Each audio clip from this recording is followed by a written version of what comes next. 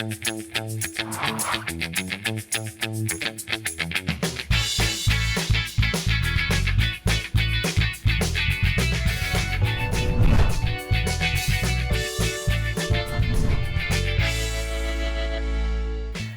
আলাইকুম প্রিয় দর্শক, দেশ এবং দেশের বাইরে যে যেখান থেকে চ্যানেল আয়ের পর্দায় চোখ রাখছেন, দেখছেন সালাম স্টিল স্ট্রেট কাট।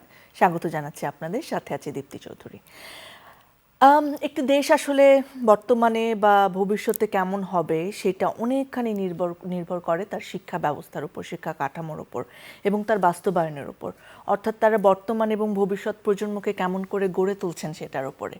বর্তমান সরকার এই বিষয়ে শুরু থেকেই বেশ ভালো জোর দিয়েছেন এবং এটার প্রতিফলন আমরা দেখতে পেয়েছি।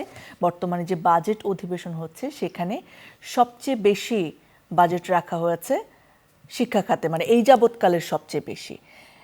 সেখান থেকে তো আশা করাই যায়, তবে শুধুমাত্র বাজেট তো না, সেটার প্ল্যানিং, সেটার ইমপ্লিমেন্টেশন, এই সব কিছুর উপর নির্ভর করবে আসলেই আমরা আমাদের যে জনশক্তি রয়েছে তাদেরকে সম্পদ হিসেবে গড়ে তুলতে পারছি কিনা। সেই জায়গাতে অনেকখানি গ্যাপ রয়েছে, আমাদের অনেক আশাহত হওয়ার জায়গাও রয়েছে, তবে সেখান থেকে উতরাতে কতটা পারবো সেই প্রশ্নগুলো নিয়ে আজকে আমরা হাজির হয়েছি একজন গুরুত্বপূর্ণ অতিথিকে সাথে নিয়ে। আমাদের সাথে রয়েছেন গণপ্রজাতন্ত্রী বাংলাদেশ সরকারের প্রাথমিক ও গণশিক্ষার মন্ত্রণালয়ের মাননীয় প্রতিমন্ত্রী জনাব ববি হাজ্জাজ এমপি। আসসালামু আলাইকুম, কেমন আছেন? ওয়ালাইকুম আসসালাম দীপ্তি, আমি ভালো আছি, আপনি কেমন আছেন? আমি খুব ভালো আছি, অনেক ধন্যবাদ আমাদের সময় দেওয়ার জন্য। শুরুতে জানতে চাই একটুখানি, আপনি একজন শিক্ষাবিদ, একজন শিক্ষক, একজন রাজনীতিবিদ, এবং এই শিক্ষা খাত নিয়ে তো আপনি নানা সময় কথা বলেছেন, যেহেতু এটা আপনার একটা পছন্দের ডোমেইন, একটা স্বতঃস্ফূর্ততার জায়গা। সো বাইরে থেকে সংস্কারের যে প্ল্যানিংগুলো করেছিলেন বা ভেবেছিলেন এইভাবে করলে প্ল্যানিংয়ে মানে সাকসেসফুল হতে পারে, সেগুলো কি ভেতরে মন্ত্রণালয়ের ভেতরে ঢোকার পরে মনে হয়েছে যে আরও বেশি চ্যালেঞ্জিং, বা যতটা সহজ ভেবেছিলাম ততটা আসলে নয়, এরকম কিছু? যতটা চ্যালেঞ্জ ভেবেছিলাম তার থেকে বেশি না, রাদার আমার কাছে এখন মনে হচ্ছে তার থেকে একটু কম। এবং এটার বড় কারণ হয়তো যে চ্যালেঞ্জটা হালকাভাবে প্রথমে ভেবেছিলাম না, সহজ না, তবে যত বেশি ঝামেলার মনে করেছিলাম ভিতরে আসার আগে বাইরে থেকে, তার থেকে আর একটু কম ঝামেলা। ওভারকাম করা পসিবল মনে করছেন? এভরিথিংস পসিবল, কিন্তু মুশকিল কাজ। যেমন মনে করেন আপনি যে কোনো একটা কথার কথা, আপনি একটা খুব সোশিও ইকোনমিক দুরবস্থার একটা জায়গায় গেলেন, মানে অর্থসামাজিক অবস্থা খুব খারাপ, এরকম একটা জায়গায় গেলেন, একটা বাচ্চা দেখলেন, এই বাচ্চারও পিএইচডি করা পসিবল, অক্সফোর্ড কেমব্রিজেই পিএইচডি করা পসিবল, আপনার পরিবারবর্গের মতো অক্সফোর্ড কেমব্রিজেই পিএইচডি করা possible, right? So it's gonna be difficult.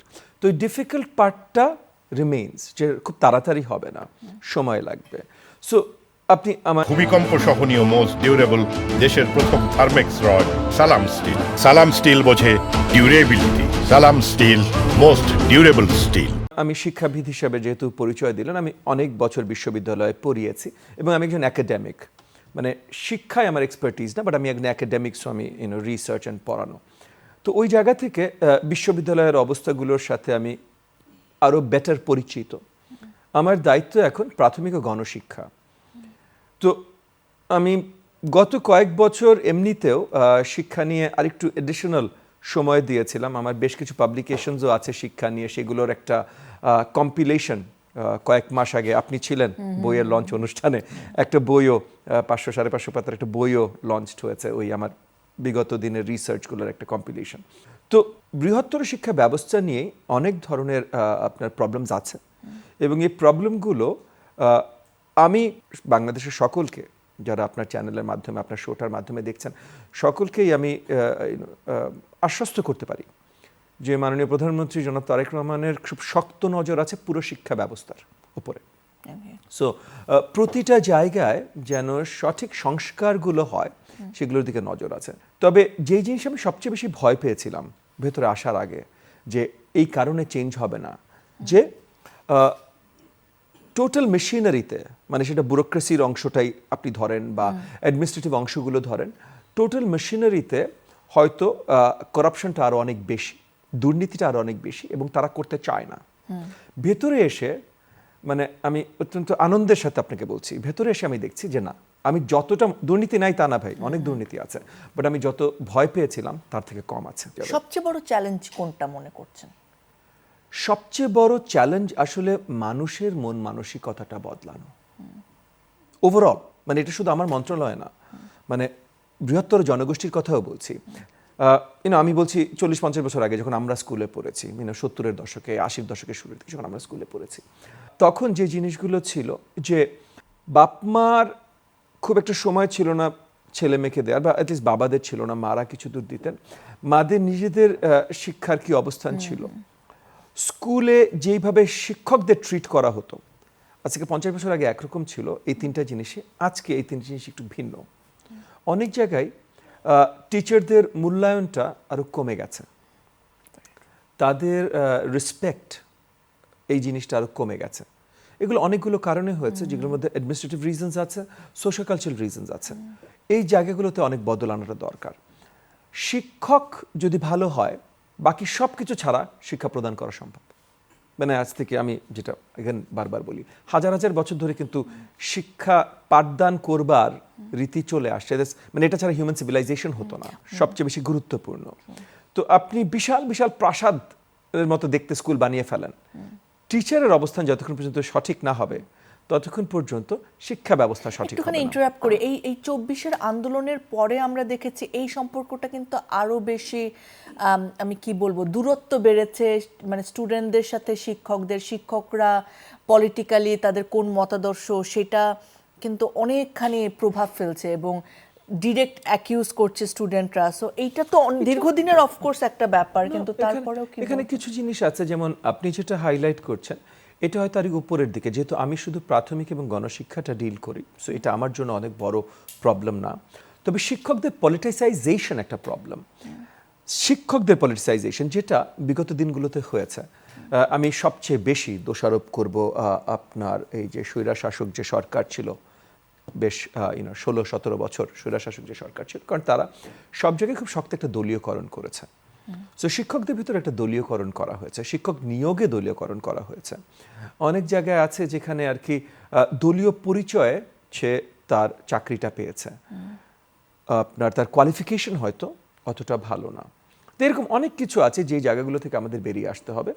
তবে ওই যে শিক্ষককে মূল্যায়নটা আপনি যেটা বললেন যে লাইক শিক্ষার্থীরাই তাদেরকে ট্রাস্ট করেন, এটা প্রাথমিকে কম, কিন্তু প্রাথমিকে যে প্রবলেমটা হলো যে গার্ডিয়ানদের ট্রাস্টটা তাদের এখন কম আছে।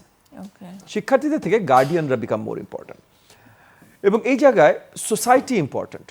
মানে সোসাইটিতে যদি আমরা সবাই আপনাকে সালাম দিই, তাইলে আপনি কোনো একটা স্কুলে যে শিক্ষক হলে ওই প্যারেন্টরা আপনাকে সালাম দিবে। কিন্তু সোসাইটিতে যদি আমরা এমন একটা ব্যবস্থা করি যে আপনাকে সবাই সালাম না দেই, তাহলে আপনি ওই স্কুল কক্ষেও মানে শ্রেণীকক্ষের বাইরেও গার্ডিয়ানদের কাছ থেকে সালামটা পাবেন না। সো শিক্ষকের মর্যাদাটা আরেকটু স্টেবল করা। কি করতে পারে সরকার? অনেক কিছু করতে পারে। যেমন মনে করেন এখন আমাদের একটা প্রচেষ্টা আছে, আমরা এখনো কিছু ফাইনালাইজ করিনি, এখন এগেন মাত্র 4 মাস হয়েছে, আমরা সব কিছু এখন প্ল্যানিংয়ের ভেতরে আছি। আমি একটা জিনিস ছোট্ট করে বলে নিই, শিক্ষা ব্যবস্থাটা এত বড় এবং এত গুরুত্বপূর্ণ একটা জিনিস যে খুব তাড়াহুড়া করে বা হুটহাট করে কিছু ধরাটা একেবারেই সমীচীন না, এবং আমরা সেভাবেই আগাচ্ছি যে ধীরে সুস্থে সব স্টেক হোল্ডারদের ফিডব্যাক নিয়ে বুঝে শুনে তারপর। কিন্তু আমরা যেটা চাচ্ছি, সো আমাদের এখন প্রাথমিকে শিক্ষকের স্ট্যান্ডার্ড আছে দুটো, একটা হলো সহকারী শিক্ষক, আরেকটা হলো প্রধান শিক্ষক, head teacher. So assistant teacher আর হেড টিচার, আর কিছু নেই। এবং হেড টিচার পুরো স্কুলের দায়িত্ব, সে ক্লাস করাতে পারে না করাতে পারে, বাট তার পুরো স্কুলের দায়িত্ব। সো সে more administrator, managerial job as oppose to classroom teacher, pedagogical তার ওরিয়েন্টেশন। সো এই যে সহকারী শিক্ষক, সে 13 গ্রেডের অফিসার পে স্কেলে। তো এবং সে যতদিনই করুক না কেন, সে 13 গ্রেডেরই অফিসার, এবং তারপর সে যাবে হেডমাস্টারের জায়গায়, এজ এন প্রধান শিক্ষকের জায়গায়। তো এই যে এই গ্রেডেশনগুলো তো গুরুত্বপূর্ণ। আপনি সবাই শিক্ষকতা আসবে ক্যারিয়ার হিসেবে তা না, কেউ আসবে 2 বছর পরিয়ে অন্য কিছুতে চলে যাবে, বাট যারা ক্যারিয়ার হিসেবে করতে চায় তাদেরকে তো সেই জায়গাটা গড়ে দিতে হবে। এবং পে স্কেলে 13টা, এক নম্বর শুধু টাকা পয়সার কথা বলছি না, কারণ টাকা আমার শিক্ষকরা এগেন অনেকে কমপ্লেন করে, কিন্তু যতদূর আমরা দেখেছি এলাকা ভিত্তিকভাবে, মানে ঢাকা বা মেট্রো শহরগুলোর বাইরে যদি চলে যান, তারা ক্যাশ রিমিনারেশন মানে অ্যাকচুয়াল টাকাটা মোর দেন এনাফ পায়। মানে বেতনটা যেটা আছে ভাতা, তার সাথে কিন্তু তার প্রতি বছরে তার সর্ট অফ ওই যে স্টাইপেন্ড অনেক কিছু বাড়তে থাকে। সো ওভারঅল টাকাটা রিজনেবল, কিন্তু পে স্কেলটা আবার মানে এখানে সম্মানের সাথে জড়িত আছে, যে আমি 13 তুমি 12, আমি 13 ও 11, আমি 13 ও 10। আপনি স্কুল কলেজেও দেখবেন যে ক্লাস 10-এর ছাত্রকে ক্লাস 11-এর ছাত্র ইনোসেন্ট লাগাই, তুমি ছোট, আমি তোমার বড় ভাই, বড় বড় এই যে একটা কর্তৃত্ব বাদ একটা, এই জিনিসটা তাহলে তার সম্মানটা নিচে নেমে আসে। তো এই জায়গাগুলোতে আমরা যে জিনিসগুলো এখন আলোচনার ভেতরে আছি, যে টিচারদের আমরা অনেকগুলো গ্রেড করব।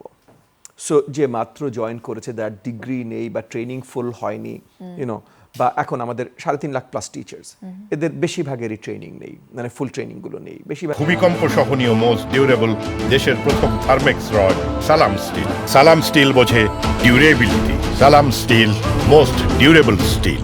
অনেকের ডিগ্রি নেই, ইউনো, আমি এক্সাক্ট নাম্বারটা ভুলে গেছি, বাট 20-25 হাজার মতো স্কুল আমরা জাতীয়করণ করেছি বিগত দিনগুলোতে। এখন জাতীয়করণ পুরোপুরি বন্ধ, আগামী দিনে যদি হয় সেটা ভিন্ন হবে। বাট জাতীয়করণ যখন করেছি, যে স্কুলগুলো করেছি, এগুলো অনেকগুলো স্কুলেই আপনার SSC pass, HSC pass teachers ছিল, মানে আপনার অনার্স তো দূরের কথা, অন্য কোনো ট্রেনিং। সো তো এরা আর যে মনে করেন 10 বছর ধরে পড়াচ্ছে, তার বিএড আছে, মানে ব্যাচেলার্স ইন এডুকেশন বা মাস্টার্স ইন এডুকেশন আছে, আমার বিটিপিটি কোর্স, মানে যেটা আমার প্রাথমিক টিচার্সদের জন্য কোর্স, সেই কোর্সটা পুরো করেছে, তার তো গ্রেড সেম না। সো এই জন্য আমরা বিভিন্ন গ্রেডেশন তৈরি করার কাজ করছি।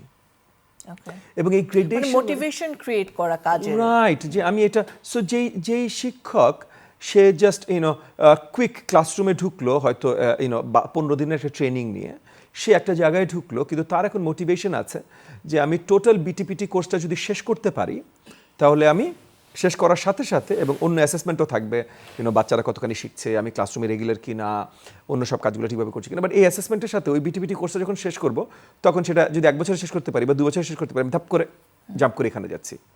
তারপর আগামী 4-5 বছর আমি যদি সঠিকভাবে ক্লাসরুমে করতে পারি, আমার এফএলএন মানে ফাউন্ডেশনাল লার্নিং, যেটার উপর আমরা গ্রেড করি, হ্যাঁ, সো 4 বছর যদি আমি দেখি যে আমার প্রত্যেকটা ক্লাসরুম আমার ওই 90% অ্যাচিভ করছে বা 85% অ্যাচিভ করছে, তখন আমি নেক্সট স্টেপটাতে জাম্প করতে পারছি। এই জিনিসগুলো তৈরি করার ব্যবস্থা করছি আমরা, যে অ্যাকচুয়ালি একটা ট্রেন্ড, একটা প্রফেশনাল কাড্রে তৈরি করা আমাদের টিচারের, আগামী দিনগুলোতে যেন ওই জায়গায় আর ঘাটতি না থাকে। ওকে, স্কুলে যাওয়ার বয়স হচ্ছে এরকম কত পার্সেন্ট শিশু স্কুলে যাচ্ছে প্রাথমিক ও গণশিক্ষায়, যেহেতু আপনি রয়েছেন? বিকজ বিগত সময় আমরা শুনেছি আমাদের সাক্ষরতার হার 100% আমরা পৌঁছে গেছি, সবাই যাচ্ছে, উপবৃত্তি পাচ্ছে, এরকম অনেক কিছু। বাস্তবতায় কি আসলে মানে এটা রয়েছে? mid-90s যাচ্ছে, mid-90%। প্রবলেমটা ওই জায়গাটায় না, এগেন তার অর্ধেক যাচ্ছে আমার সরকারি প্রাথমিক, অর্ধেকের মতো যাচ্ছে আপনার বেসরকারি প্রাথমিক, মাদ্রাসা, সব কিছু মিলে বাকি অর্ধেকের একটু বেশি যাচ্ছে। এখন প্রবলেমটা যেটা আমাদের সলভ করতে হবে হলো যে যাবার পর সঠিক শিক্ষাটা পাচ্ছে কিনা। কারণ বাট হোয়াট অ্যাবাউট দ্যাট 10%? তাদেরকেও তো আমরা মানে নো, নট 10%, ক্লোজ টু 5%, বলছি mid-90s, মানে 95-96% মতো যাচ্ছে। সো সেই 5% কে আমরা আইডেন্টিফাই করতে পেরেছি এটা গণশিক্ষায়। সো এখানে যারা যাচ্ছে না তাদের জন্য আমরা এই আমাদের সরকার এখন নতুন নতুন প্রোগ্রাম তৈরি করছি। তো আমরা চাচ্ছি 100%কেই, এই বয়সের 100%কেই শ্রেণীকক্ষে নিয়ে আসা। এবং এই কারণেই কিন্তু আপনি ইতিমধ্যে অনেক কিছু শুনেছেন, mid day meal, free uniform, জুতা, ব্যাগ, এগুলো অনেক কিছু শুনেছেন। মিড ডে মিলটা এখন পাইলট চলছে, 150টা মতো উপজেলায় চলছে, 151টা উপজেলা অ্যাকচুয়ালি চলছে পাইলট। আমাদের 500 মতো উপজেলা, পৌরসভায় অনেক কিছু আছে। সো আপাতত 150 মতো উপজেলা, 151টা উপজেলা আমরা পাইলট করছি। পাইলটের মূল কারণটাই হলো যে সকল ভুল ত্রুটিগুলো চিহ্নিত করতে পারা। তো এখন যতগুলো প্রবলেম আমরা পেয়েছি ইতিমধ্যে, এবং প্রবলেম অনেকগুলো পেয়েছি বিগত 2-3 মাসে, এবং প্রত্যেকটা প্রবলেমের জন্য আমরা সলিউশন নিয়ে এসেছি। যেমন যারাই সাপ্লায়ার, তাদেরকে ফুড টেকনিশিয়ান ভাড়া করতে, মানে হায়ার করতে হবে, অন পেরোল নিতে হবে, অ্যাক্রেডিটেড ফুড টেকনিশিয়ান। ওকে, সো এবং আমাদের সাথে রিপোর্ট করতে হবে। প্রত্যেকটা delivery driver for every school আখ্যায়িত হতে হবে এনআইডি ড্রাইভার লাইসেন্স দিয়ে, ওই ড্রাইভারই শুধু ডেলিভার করতে পারবে। স্কুলে কমিটি করে দেওয়া হয়েছে এখন, প্রত্যেকটা স্কুলে 5 জনের কমিটি, হেড টিচার, একজন টিচার, 3 জন বাচ্চার মা। ওকে, সো এই যে 3 জন বাচ্চার মা আবার টানা 7 দিনের বেশি, 7 দিন না 10 দিন, আমি ভুলে গেছি এক্সাক্ট নাম্বারটা, টানা 10 দিনের বেশি সেম মা কমিটিতে থাকতে পারবে না। এবং এটা হবার পর আমরা দেখেছি যে কোনো স্কুল যদি পচা খাবার আসেও অ্যাকসেপ্ট করছে না, সো বাচ্চাদের কাছে পচা খাবার যাচ্ছে না। একই সাথে আমাদের জেলা এবং উপজেলা থানা শিক্ষা অফিসারদের দায়িত্ব দিয়ে দিয়েছি যে যে ফ্যাক্টরিগুলোতে বানানো হচ্ছে, সপ্তাহে 2টো ফ্যাক্টরি স্পট ভিজিট করবে, ফ্যাক্টরির মান ওখান থেকে টেস্টিংয়ে পাঠাবে। সো এরকম বেশ অনেকগুলো জিনিসপত্র আমরা চেঞ্জ করে দিয়েছি রুলসে, যেটার মাধ্যমে এখন অনেক কমে এসেছে। কিছু জায়গায় ছোটোখাটো যা ধরা পড়ছে তখন আমরা দেখলেই মানে খোঁজ নিলেই জানছি যে এই প্রসেসগুলো ওরা সঠিকভাবে শুরু করেনি। তো যখনই আমাদের কাছে ধরা পড়ছে সঠিকভাবে শুরু করেনি, সেখানেই আমরা ইমিডিয়েট ইনভেস্টিগেশনে যাচ্ছি কাদের দায়িত্ব, কাদের জন্য শুরু করা হয়নি। এটা কি থানা শিক্ষা অফিসারের দোষ ছিল, এটা কি উপজেলা শিক্ষা অফিসারের দোষ ছিল, এটা কি জেলা শিক্ষা অফিসারের দোষ ছিল, এটা কি ওই হেডমাস্টারের দোষ ছিল, এবং তাদেরকে ইমিডিয়েটলি তাদের বিরুদ্ধে অ্যাকশন নেওয়া হচ্ছে। এগুলো করাই যেন সকল বাচ্চারা প্রাইমারি এডুকেশনের দিকে ঝুঁকে। সো বাপ-মারা মানে ফাইন্যান্সিয়াল বা অন্য কোনো ট্রাবলের জন্য যেন ফাইন্যান্সিয়াল এডুকেশন প্রাইমারি এডুকেশন থেকে বাচ্চাদেরকে দূরে না রাখে। আমরা আসলে কেমন নাগরিক চাই, মানে মানবিক বোধ সম্পন্ন শিশু তৈরি করার জন্য মানে প্রাথমিক পর্যায় থেকে আমাদের কি করার দরকার, সেটাকে এনাফ আছে মনে করেন কি? ফার্স্ট অ্যান্ড ফরমোস্ট হলো হাউ ডু ইউ ডিফাইন শিক্ষিত। মাননীয় প্রধানমন্ত্রীর ভিশন হলো শিক্ষিত জনগোষ্ঠী তৈরি করা। এখন মূল প্রশ্নটা আসলে শিক্ষিত মানে কি? শিক্ষিত মানে আমার 5টা কাগজের ডিগ্রি আছে, আমি হয়তো বড় বেতনে চাকরি করি, কিন্তু আমার হয়তো একটু মলমূত্র ত্যাগ করতে হবে, আমি রাস্তায় দাঁড়িয়ে গেছি। হ্যাঁ, এটা আসলে শিক্ষিত আমরা ধরি না। মানে নাগরিক মূল্যবোধ, মানবিক মূল্যবোধ, আপনার ফ্যামিলি ভ্যালিউজ, রিলিজিয়াস ভ্যালিউজ, এই ভ্যালিউ লেডেন একটা বড় অংশ যদি এডুকেশনের অংশ না হয়, তাহলে সেটা সঠিক এডুকেশন না। সো সেই জায়গা থেকে আমাদের প্রাথমিক এডুকেশনে আমরা খুব বড় আঙ্গিকে সিভিক এডুকেশন এটার অংশ তৈরি করছি। So again citizenship values, family values, religious values, community values, empathy creation, এই সব কিছু আমাদের কারিকুলামের অংশ বড়ভাবে আমরা করছি। আমরা ইতিমধ্যে ইমপ্লিমেন্টেশনের কাজ শুরু করেছি, বাট আমরা ফুল নতুন কারিকুলাম, when I say ফুল নতুন, এগেন আমাদের দেশে আবার অনেক ধরনের ভুল বোঝার একটা প্রবণতা আছে কথায়। সো আমি বলছি যে আমরা বড়ভাবে কারিকুলাম রিফর্ম করছি, রিফর্ম কারিকুলামের ভিতরে সংস্কার আনছি। কারিকুলামে অনেক ভালো জিনিস আছে, অনেক ভালো জিনিস আছে, কিছু ভুল ত্রুটি আছে, সেগুলো আমরা সরিয়ে আরও ভালো জিনিস অ্যাড করার কাজে আছি। আর এই যে আমার প্রাথমিকের ক্লাস 1 to 5, এরা তাদের শ্রেণীকক্ষ নিজেরা পরিষ্কার করবেন, তাদের ক্লাস, এটা মানে তাদের অ্যাক্টিভিটির অংশ, মানে কারিকুলামের অংশ, মানে লাইক সকালে ঢুকে তারা এটা করবেন, এই টাইপের আর কি। এমন আইডিয়াসও তাদের কমিটিতে উত্থাপিত হয়েছে যে তাদের স্কুলের সামনের যে রাস্তাটা আছে, গলিটা আছে, ক্লাস 1 to 5 প্রত্যেক ক্লাস একদিন ওই গলিটা পরিষ্কার করার সহযোগিতা করবে। তো আপনি চিন্তা করেন, যেই বাচ্চাটা পরিষ্কার করার সহযোগিতা করছে, সেই বাচ্চাটা আগামী দিনগুলোতে যে এই রাস্তা ময়লা করবে। সিভিক এডুকেশনের প্রত্যেকটা অংশ আমি বলছি না এই অ্যাক্টিভিটিটা নেসেসারিলি কারিকুলামে আলটিমেটলি থাকবে, বাট এখন আলোচনা চলছে। সো কী ধরনের আলোচনা চলছে বা কী ধরনের কাজ আমাদের এক্সপার্টরা করতে চেষ্টা করছেন, সেটা একটা এক্সাম্পল দেওয়ার জন্য আপনাকে জানালাম।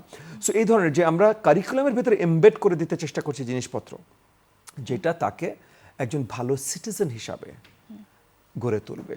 আমাদের তো এখনো আমাদের বাচ্চারা আসলে পরীক্ষা নির্ভর, মানে তাকে কত নাম্বার পাবে, এখানে একটা ব্যাপার আছে, কোন কোচিং সেন্টারে যাবে, এখানে একটা ব্যাপার আছে। যদিও কোচিং সেন্টারগুলো আসলে প্রাথমিক এত বেশি নির্ভর না, এটা মাধ্যমিক থেকে শুরু হয়। তো আমি পার্সোনালি কোচিং সেন্টারের বিশ্বাসী না। এই মুহূর্তে আমরা যে জায়গায় দাঁড়িয়ে আছি, অ্যাসেসমেন্ট দরকার সব জায়গায়, সো পরীক্ষা দরকার। আমরা ফর্মেটিভ অ্যাসেসমেন্টে যেতে চাই, কিন্তু এটা একদিনে যাওয়া যাবে না। ফর্মেটিভ অ্যাসেসমেন্ট হলো যে প্রত্যেক দিন সে ক্লাসে কি করছে।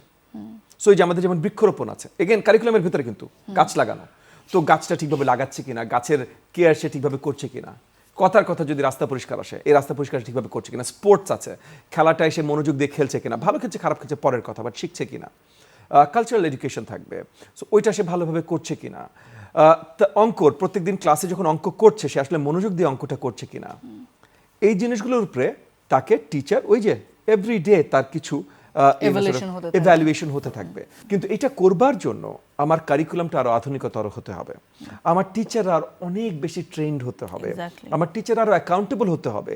যেখানে আমার বোর্ডের এখন যেটা হয় দেখেন, মনে করেন আপনি যদি অনেক দেশ আছে, সুইডেন, নরওয়ে, ইভেন আমেরিকায় আপনি যদি চলে যান, সরকার ব্যবস্থা বা পুরো শিক্ষা ব্যবস্থা একটা স্কুলের টিচারের উপরে ডিপেন্ড করে।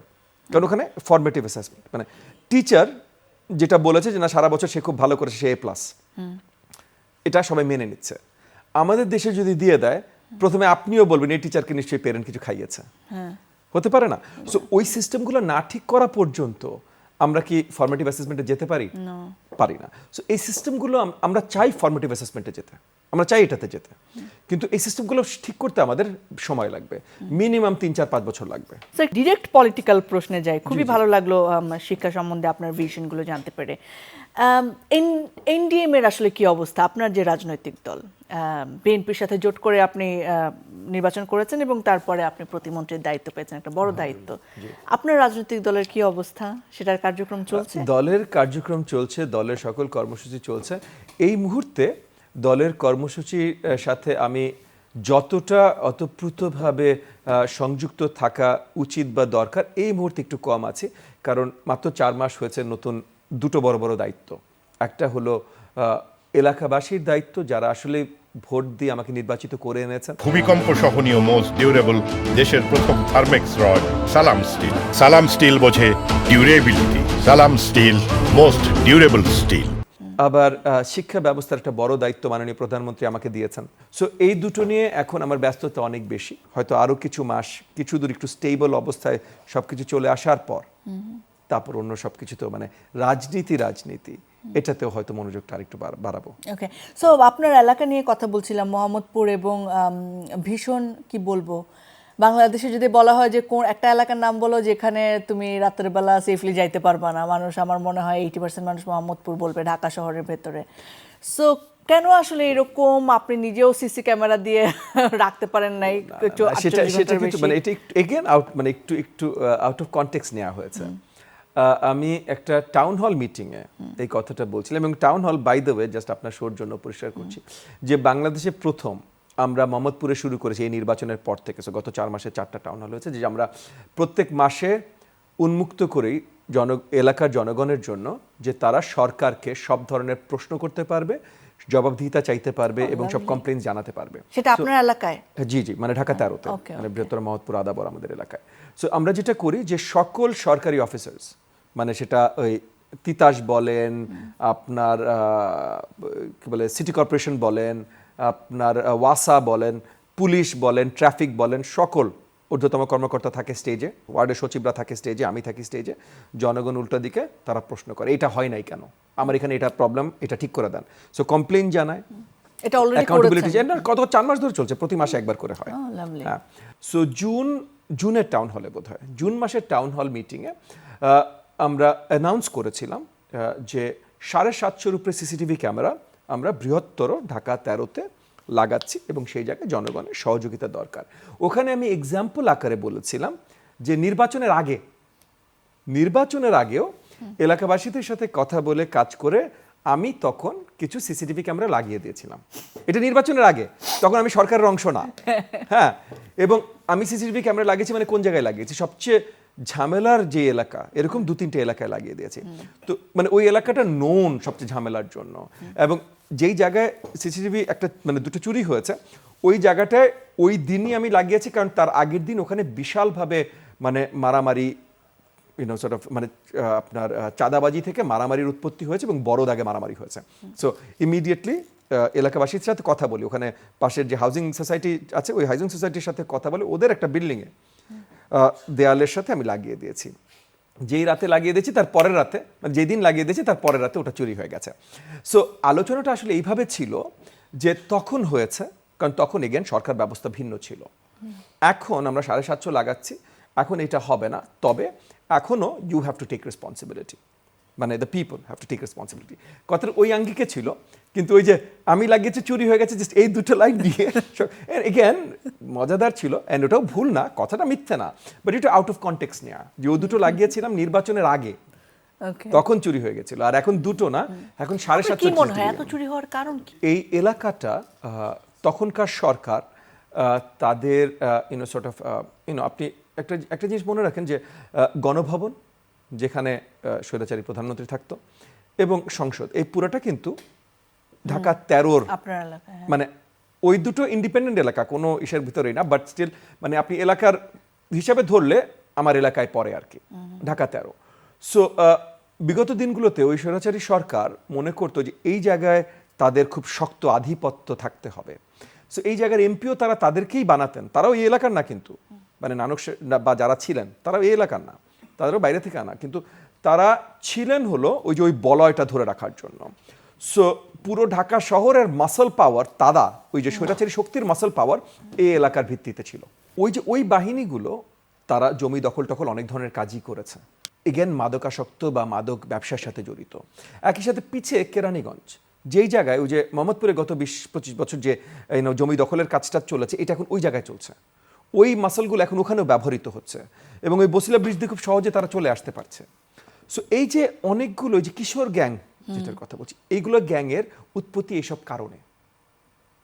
এগুলো আমাদের অনেকভাবেই নিষ্ক্রিয় করতে হবে, যেগুলোর কাজ আমরা ইতিমধ্যে হাত দিয়েছি। তবে বিগত 4-4.5 মাসে গত বছরের থেকে ক্রাইমের প্রপেন্সিটি মানে সংখ্যা, গুরুত্ব ক্রাইমসের সংখ্যা, রেগুলার ক্রাইমসের সংখ্যা কমে এসেছে এবং আমরা আশাবাদী যে আগামী 6 মাস থেকে 1 বছরের ভেতরে এটা আরো অনেক বেশি কমিয়ে আনতে পারবো ইনশাল্লাহ।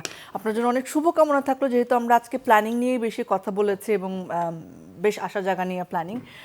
আমরা চাইবো যে পরের বার যখন কথা বলবো এর মধ্যেও অনেকগুলো আসলে বাস্তবায়িত হওয়ার পথে থাকবে। অনেক শুভকামনা। Thank you. ধন্যবাদ প্রিয় দর্শক, আপনারা যারা সঙ্গে ছিলেন। আজকের মতো আয়োজন এখানেই শেষ করছি। স্ট্রেট কাট প্রশ্নে আসলে সবসময় যে আক্রমণাত্মক প্রশ্ন বা কথা বলতেই হবে সেটা না, আসলে জবাবদিহির জায়গায় মানুষের প্ল্যানিং শোনা, মানে যারা লিডার রয়েছেন তাদের প্ল্যানিং শোনা এবং সেটা কতটুকু বাস্তবায়নের পথে যাচ্ছে সেটা শোনাও একটা বড় ধাপ। আশা করছি সেই ধাপে আমরা এগিয়ে যাব। আপনাদেরকে সাথে নিয়ে আবার দেখা হবে। বিদায়।